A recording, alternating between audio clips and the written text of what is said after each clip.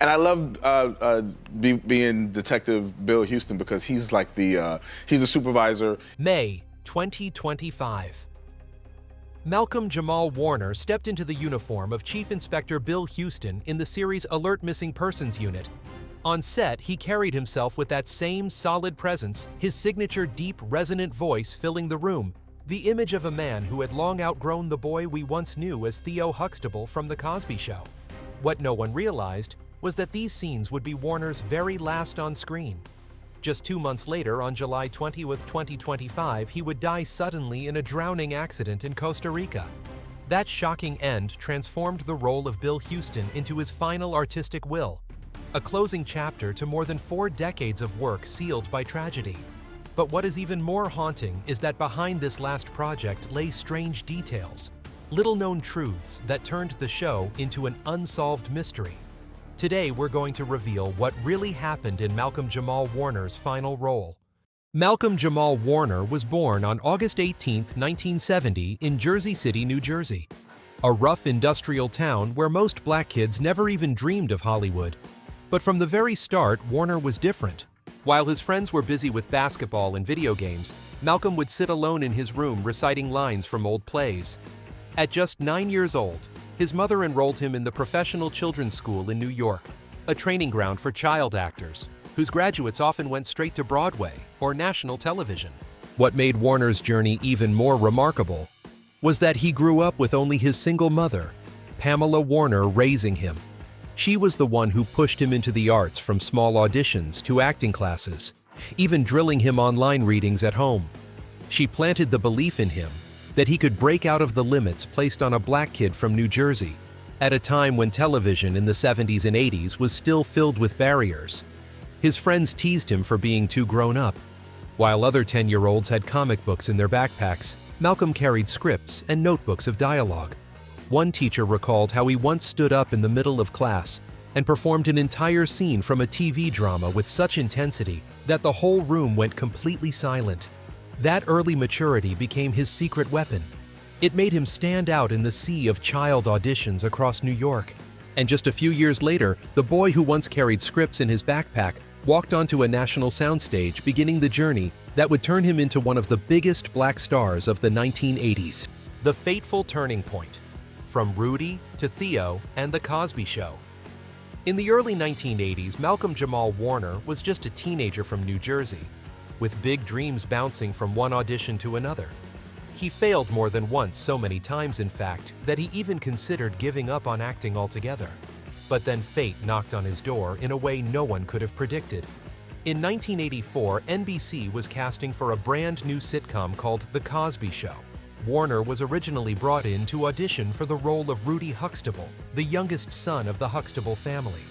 But once he stepped into the room, the producers immediately noticed he was far too tall, too mature for Rudy.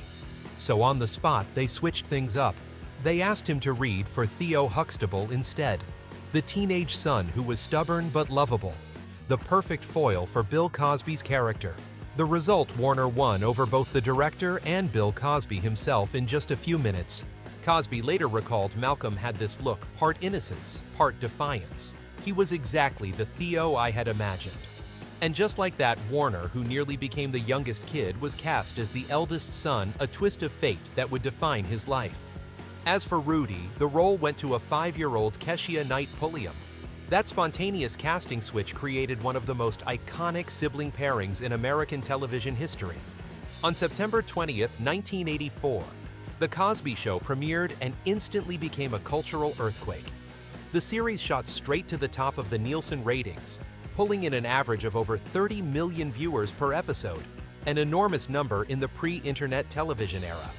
At its peak between 1986 and 1987, the show drew as many as 63 million viewers a week, making it the most successful sitcom of the 1980s.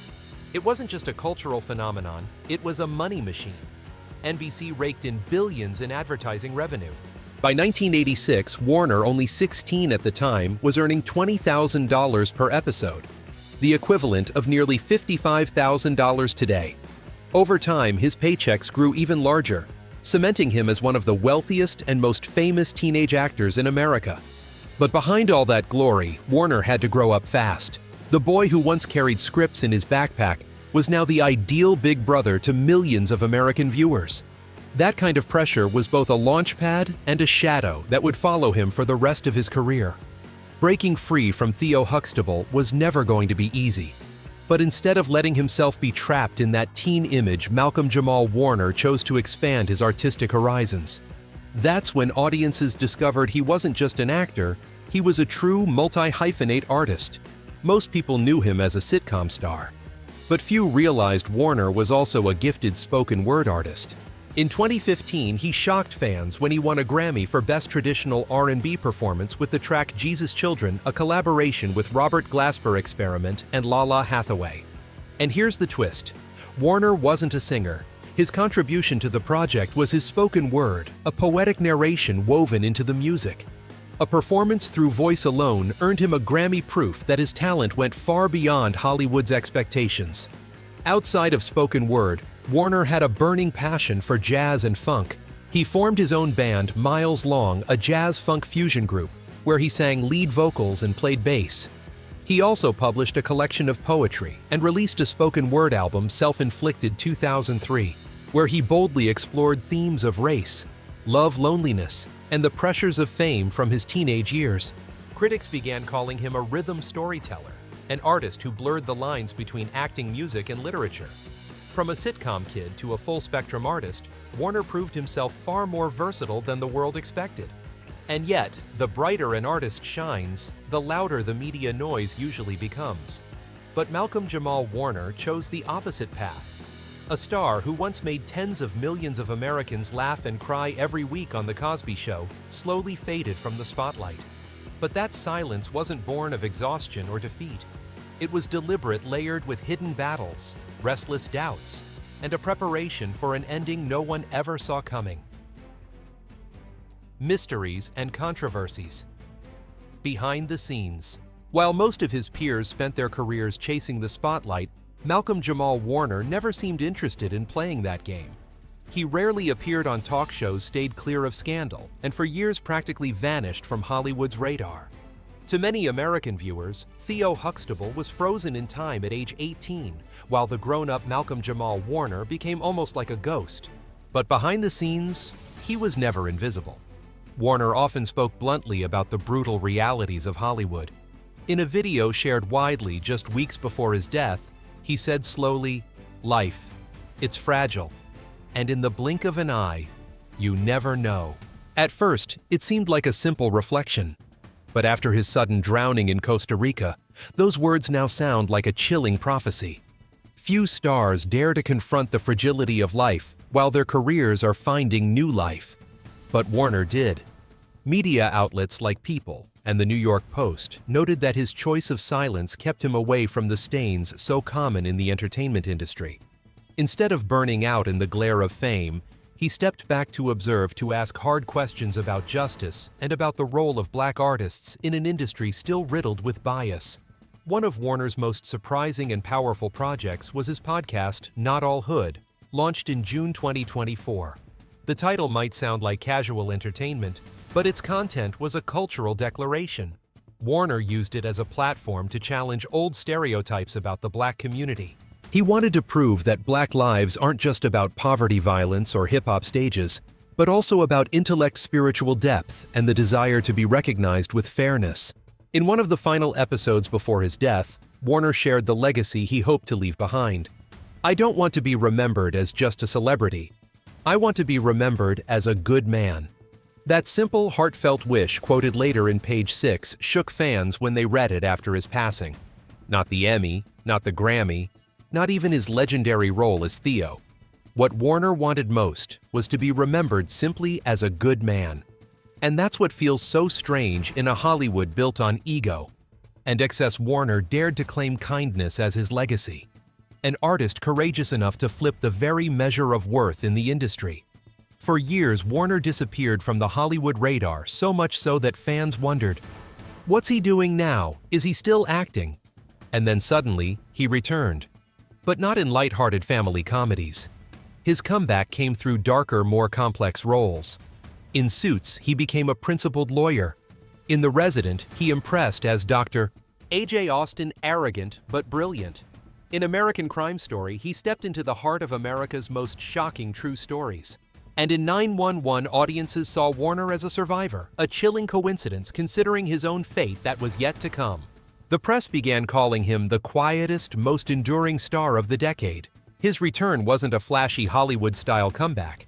Instead, Warner chose roles that were heavy-layered and profound. Characters that mirrored his own life, wounded, conflicted, full of hidden depths. For American viewers, that long silence followed by a sudden reappearance only made Warner more of a mystery. Where had he been all those years? And why did he choose these roles to step back into the light just before stepping away forever? One of the most controversial chapters in Malcolm-Jamal Warner's career came during the Bill Cosby firestorm. In 2014, when accusations of sexual assault against Bill Cosby exploded, Hollywood was shaken to its core. The man once hailed as America's dad was instantly recast as a symbol of disgrace. Networks rushed to pull The Cosby Show off the air. Cable channels erased it from reruns. Brands and cultural institutions scrambled to scrub Cosby's name from scholarships, honorary degrees, even statues. For the cast of The Cosby Show, it was an earthquake. Many who once called Cosby their mentor or even their father figure publicly cut ties overnight. Some condemned him outright, others created careful distance. Everyone feared that even a moment's hesitation could drag their own careers down with Cosby. But Malcolm-Jamal Warner was different. He didn't hide from the press, nor did he dodge the questions. Yet instead of joining the chorus of outrage, Warner responded with a composure that bordered on cold. In an interview later cited by People in the New York Post, when pressed about the scandal, Warner said simply, "It's complicated. There are layers. There are nuances that outsiders will never fully understand."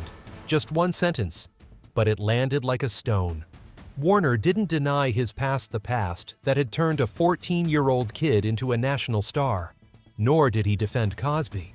He understood that The Cosby Show was both a blessing and a burden. A blessing because it carved his place in television history. A burden because Cosby's scandal would forever cast a shadow over that legacy. While his colleagues scrambled to sever ties and protect their careers, Warner stood still in the eye of the storm. No shouting, no grandstanding, no self-justification. That quiet restraint left the American press both respectful and unsettled. On social media, questions piled up. Is he loyal to Cosby? To the bitter end? Does Warner know something he's not saying? Is this silence hiding a secret? To American audiences, his stance felt like a paradox. On one hand, it showed maturity and independence, a refusal to follow the mob. On the other, it left people uneasy, as though Warner was holding back something the world would never know. Warner became known for one principle above all: he refused to live off the past. Hollywood insiders offered Warner the easy route: a revival, a spin-off, another Cosby Show sequel, something safe like Fuller House or The Conners. It could have made him millions, but Warner refused. As the New York Post noted, he never wanted to be defined forever by the name Theo Huxable. He preferred to take smaller, tougher, less popular roles than to cash in on nostalgia. The mystery wasn't just in Warner's silence, it was in how he stayed silent. He never denied Cosby's role in launching his career, but he never let Cosby's downfall consume his own legacy either. That cool, calculated composure, rejecting the easy path, answering in half-light, half-shadow, turned Malcolm-Jamal Warner into one of Hollywood's most enigmatic figures of the 2020s. Was he a child star, a hidden artist, a cultural fighter, or simply a man exhausted by the spotlight? No one could ever say for sure. And that is exactly what made his final project, Alert Missing Persons Unit, feel legendary. It wasn't just another role. It was the last piece of a puzzle we still can't solve. The final role, Alert Missing Persons Unit. On American television, Alert Missing Persons Unit was just another police procedural on Fox, not a blockbuster. But for Malcolm-Jamal Warner, it became the final stage of a lifetime in acting. In this tense crime drama, Warner embodied Chief Inspector Bill Houston, a hardened, stoic leader of the Missing Persons Unit. At 54, Warner poured pieces of himself into the character, a man of authority deeply scarred, carrying quiet pain behind his steel exterior. What stunned audiences was the choice itself. Warner was known for intelligent, kind, even family-friendly roles. But in Alert, he took on someone darker, colder, unyielding. Houston wasn't charming or funny. He was hard-haunted, relentless. And here lies the strange fact. Why did Warner choose such a grim, heavy role for his final project? Was it his way of leaving the screen on his own terms, shedding Theo Huxable once and for all? In one episode, Houston faces a devastated family whose child has gone missing. Warner looks at them with stern resolve and says slowly, "No one just disappears," without leaving a trace. At the time, it was just a line of dialogue. But months later, when Warner himself drowned in Costa Rica, fans shivered. That line resurfaced everywhere, from Reddit threads to Twitter posts, repeated as if it were a prophecy. Because in real life, Warner too disappeared, leaving behind a void no one could fill. Co-stars recalled how on set, Warner was laser-focused quiet. And when he slipped into character, you could feel the air change. He often sat silently in the corner, mouthing lines to himself before stepping into the scene with blazing intensity. One actor said, "He performed like he knew this was the last time." That seriousness turned every scene into something more than a performance, almost like his farewell. In one episode, when Houston discovers a key clue, Warner clenched his fist and tapped the table 3 times, a detail not in the script. Later, castmates revealed Warner added it himself. Fans speculated it was his way of saying, "I'll leave my own mark always." When Warner finished filming his final scene, the crew applauded. He only smiled, nodded, and walked off the set in silence. At the time, no one thought much of it. But after the news of his death, that quiet exit became haunting, like he had already closed the curtain on his life's work in that very moment. Choosing Alert didn't give him blockbuster fame, but it gave him something deeper, the chance to lock his legacy inside a role that was heavy, meaningful, and unmistakably his own. A choice that turned a modest TV series into an accidental legend. On July 20th, 2025, just over 2 months after wrapping filming, Malcolm-Jamal Warner drowned in Costa Rica. That sudden death transformed Alert Missing Persons Unit from just another procedural into a cultural landmark. For American audiences, every time they see Bill Houston, now they don't just see a fictional cop. They see Malcolm-Jamal Warner himself, the artist who disappeared, yet left one final trace through his art. Malcolm-Jamal Warner could do it all: acting, directing, music, poetry. But for many years, he chose one role above all others, the role of silence. And it was that silence which made the backstage of his life seem so mysterious, so full of contradictions, and so endlessly intriguing to American audiences. After all the noise, the questions, and the long shadows of Hollywood, there was one place where Warner never had to guard himself. His small home where his wife and daughter waited for him. In front of the cameras, he was reserved, calm, even cold.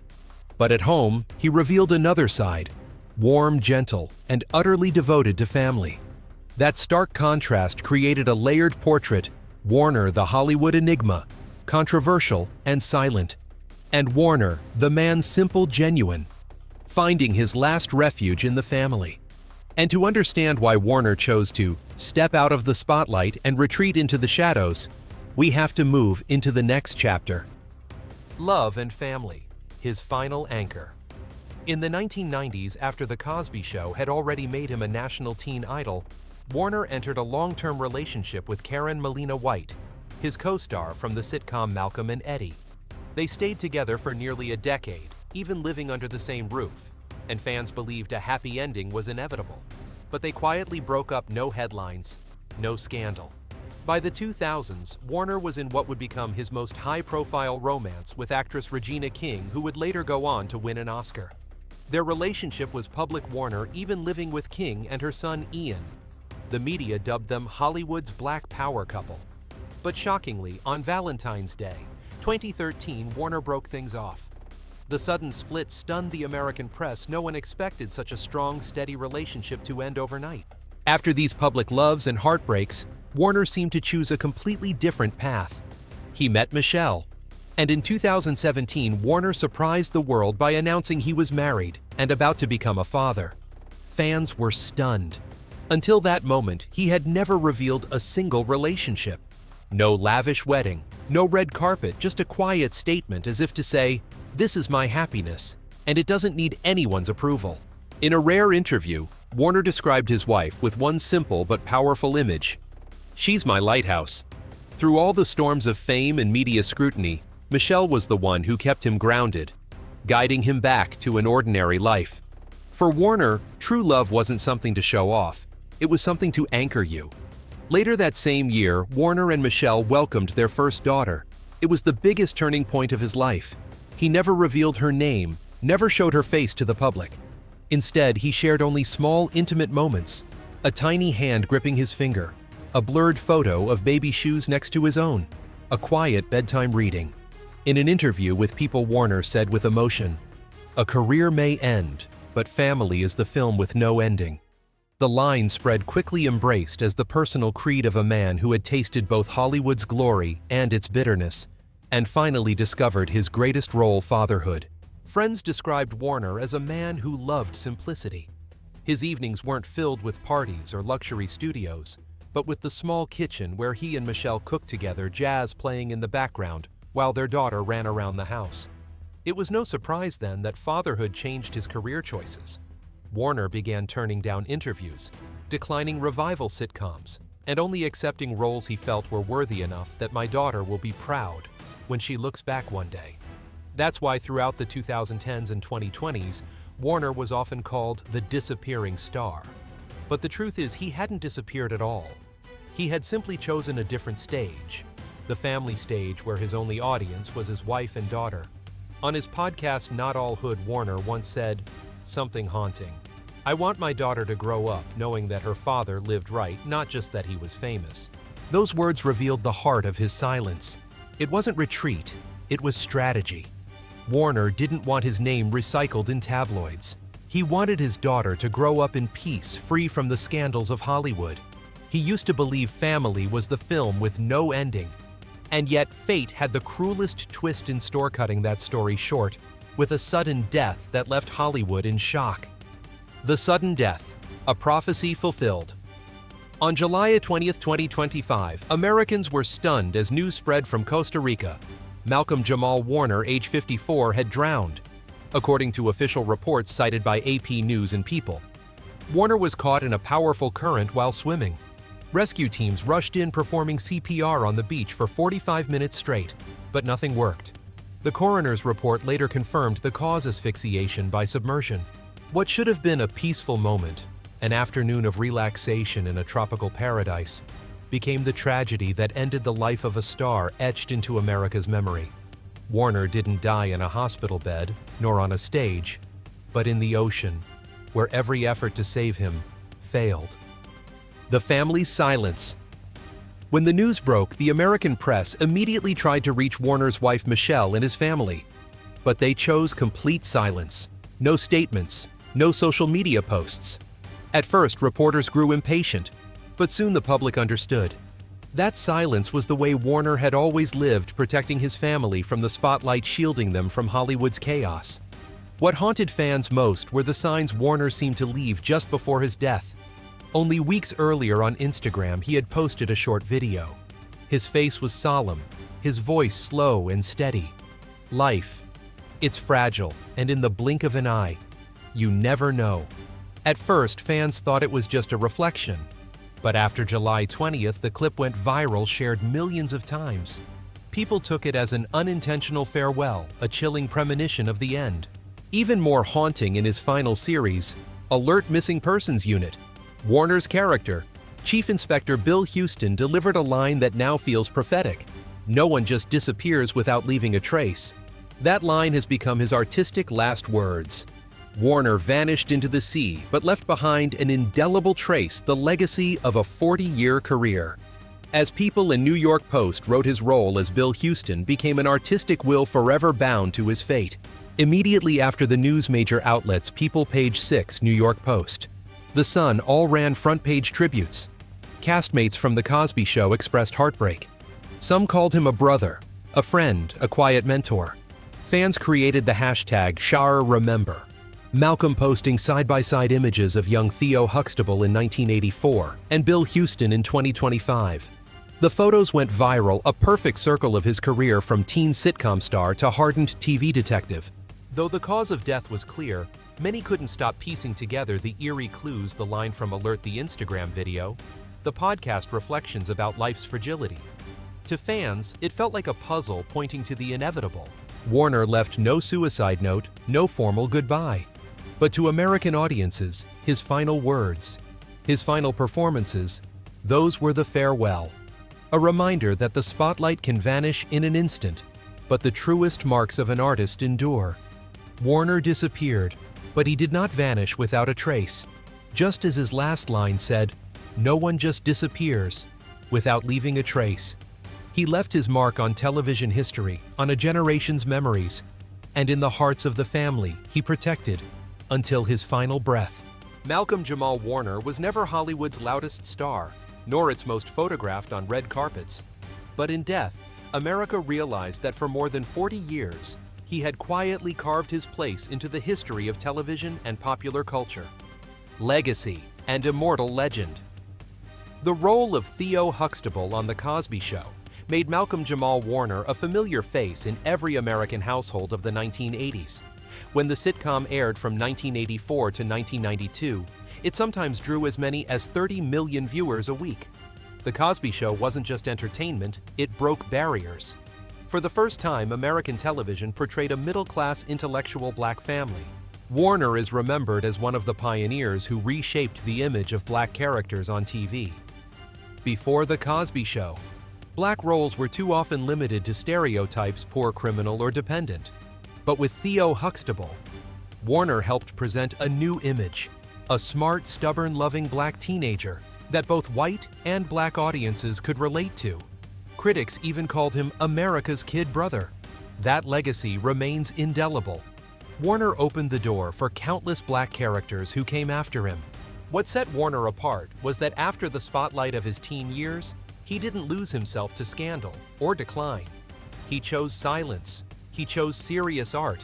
He chose a family. That quiet path became a legacy of its own, proof that a child star could grow up without being destroyed by fame. To many young black artists, Warner became a role model, proof that you don't need noise to go the distance, and you don't need explosions of fame to leave behind something of value. He was the rare kind of enduring artist Hollywood almost never gets. Warner's legacy wasn't just Theo Huxtable or even Bill Houston. It was in the way he lived, choosing family over fame, integrity over scandal, artistic diversity over typecasting. He paved the way for a new generation of black actors who saw in Warner an example of resilience and humanity. After his passing, the hashtag #Remember Malcolm spread across the internet. Thousands of fans shared memories of childhood evenings watching The Cosby Show. Thousands of young artists posted about how Warner had inspired them. That outpouring proved his impact. He didn't just leave behind a role. He left behind a community, a generation touched by his presence on screen. Malcolm-Jamal Warner will not be remembered merely as Bill Cosby's son on TV. He will be remembered as a symbol who changed how America saw black families, as an artist who chose humanity over spectacle, and as a lasting reminder that no one truly disappears without leaving a trace. His legacy is not just in individual performances, but in the way he made Americans believe in a dream, that even a young black boy on television could become an immortal icon. If Malcolm-Jamal Warner's story touched your heart, leave a like, share this video to spread his legacy further, and don't forget to subscribe for more untold stories of Hollywood legends.